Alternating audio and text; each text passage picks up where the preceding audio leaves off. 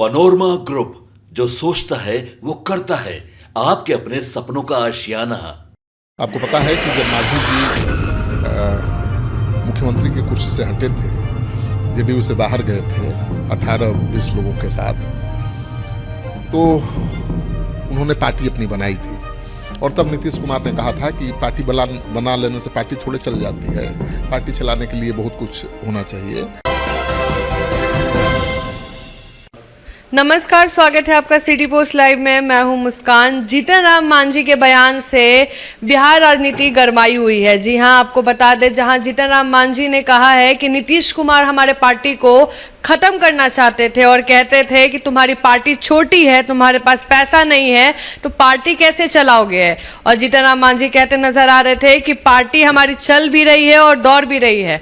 संतोष मांझी को लेकर उन्होंने कहा था कि इसका कैसे करियर बनेगा, लेकिन उन्होंने कहा है कि संतोष मांझी आज 3 विभाग के मंत्री हैं और हम भी आज केंद्रीय मंत्री हैं। चलिए, इस पर बातचीत करने के लिए आज हमारे साथ हैं श्रीकांत प्रत्युष।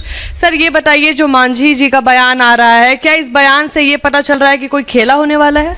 नहीं, ऐसा कुछ नहीं है। मांझी जी केंद्र में मंत्री हैं, उनके बेटे बिहार सरकार में मंत्री हैं। इससे बढ़िया गठबंधन उनके लिए कौन होगा। तो मांझी जी का हौसला बुलंद है कि केंद्र में मंत्री हैं, बेटा भी 3 विभागों का मंत्री है बिहार में। और उन्होंने उनका पुराना दर्द दुख मतलब सामने आया है। आपको पता है कि जब मांझी जी मुख्यमंत्री की कुर्सी से हटे थे, जेडीयू से बाहर गए थे 18-20 लोगों के साथ, तो उन्होंने पार्टी अपनी बनाई थी। और तब नीतीश कुमार ने कहा था कि पार्टी बना लेने से पार्टी थोड़े चल जाती है, पार्टी चलाने के लिए बहुत कुछ होना चाहिए, संगठन को चलाने का अनुभव होना चाहिए, पैसा होना चाहिए, समर्थन होना चाहिए। तो मांझी उसी बात को याद कर रहे हैं कि नीतीश कुमार ने कहा था कि पार्टी बना लिए तो पार्टी चल जाएगी, कहाँ से पैसा लाएंगे, कैसे संगठन को चलाएंगे। लेकिन वो कह रहे हैं कि देखिए, हमने पार्टी बनाई, पार्टी चलाई और पार्टी को अब दौड़ा भी दिया है। केंद्र में मैं मंत्री हूँ, मेरा बेटा बिहार सरकार में मंत्री है। अपने बेटे संतोष सुमन के बारे में जो मांझी ने अपना दुख व्यक्त किया है, दरअसल जब महागठबंधन में मांझी थे नीतीश कुमार के साथ, उस समय भी नीतीश कुमार ने उनके पार्टी पर विलय के लिए दबाव बनाया था। मांझी जी का कहना है, उन्होंने कहा था कि अपनी पार्टी का मर्जर कर दीजिए जेडीयू में और साथ रहिए सरकार में। लेकिन मांझी तैयार नहीं हुए। उनका कहना है कि उनकी पार्टी के कार्यकर्ता तैयार नहीं थे पार्टी के मर्जर के लिए, तो उन्होंने जेडीयू महागठबंधन छोड़ दिया, नीतीश कुमार का साथ छोड़ दिया।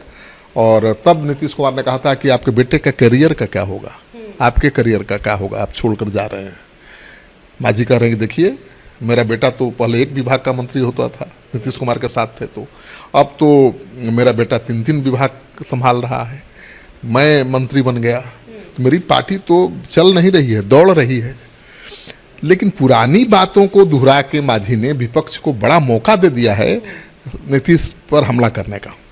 जो उनका बयान है, कहीं नीतीश कुमार के मन में अगर बैठ गया तो कहीं दिक्कत तो नहीं आएगा मांझी जी को? देखिए, नीतीश कुमार जी और मांझी जी दोनों की मजबूरी है बीजेपी के साथ बने रहना, और बीजेपी की भी मजबूरी है नीतीश कुमार और मांझी जी को साथ लेकर चलना। देखिए, अभी नीतीश कुमार महागठबंधन छोड़कर आए हैं और फिर अब बीजेपी से लड़ाई करके फिर महागठबंधन यानी तेजस्वी यादव के साथ जाएंगे, ऐसी संभावना दूर दूर तक दिखाई नहीं देती है, क्योंकि उनकी राजनीति का आखिरी ये कार्यकाल है। 2025 में भी उन्हीं के नेतृत्व में बीजेपी ने चुनाव लड़ने का ऐलान कर दिया है। तो कोई कारण नहीं है कि नीतीश कुमार छोटी छोटी बातों को लेकर बीजेपी से अलग हो जाएं या मांझी के खिलाफ मोर्चा खोल दें कि नहीं, इनको हटाइए। ये पुरानी बातें, मांझी पुरानी बातों को याद तो दिला रहे हैं, नीतीश कुमार ने क्या कहा था, कैसे उनका मजाक उड़ाया था। लेकिन ये भी तो कह रहे हैं कि नीतीश कुमार ने ही उन्हें मुख्यमंत्री बनाया था, उनको सम्मान दिया था। ठीक है, राजनीतिक परिस्थिति बदलती रहती है और बदलती परिस्थिति के अनुसार नेता को फैसला भी बदलना पड़ता है। विपक्ष जो है इसका मजा लेते दिख रही है। राजद के प्रवक्ता बोल रहे हैं मृत्युंजय तिवारी कि ऑल इज वेल नहीं है, पार्टी मिला है, दिल नहीं मिला है, और आने वाले समय में किसको पता है कि विधानसभा में कौन दल छोड़ के किस दल में जाएगा। तो क्या राजद में जाने का कोई बात चल रहा है क्या? ऐसा कुछ नहीं है, लेकिन अब विपक्ष तो मजा लेगा ही। जब परिवार में खटपट होगी तो बाहरी लोग तो मजा लेंगे। तो एनडीए के घटक दल अगर आपस में लड़ेंगे, एक दूसरे के खिलाफ बोलेंगे, तो विपक्ष तो मजा लेगा। अब मृत्युंजय तिवारी कह रहे हैं कि हाथ और गला तो मिल गया है, दिल नहीं मिला है। देखिए, मांझी जी की मांग जो है, उन्होंने कार्यकर्ताओं को संबोधित करते हुए कहा कि विधानसभा चुनाव में 25 सीटों पर लड़ेंगे। तो अब वो और उनको उकसा रहे हैं कि मांझी जी बड़े नेता हैं, उनको 25 क्या उससे ज़्यादा सीट मिलनी चाहिए, जबकि मांझी जी को कभी 5 से ज़्यादा सीट मिलती नहीं है।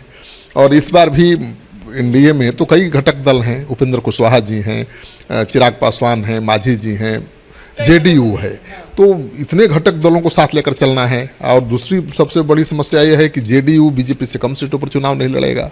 बीजेपी 100 से कम सीट पर चुनाव लड़ना चाहेगी नहीं।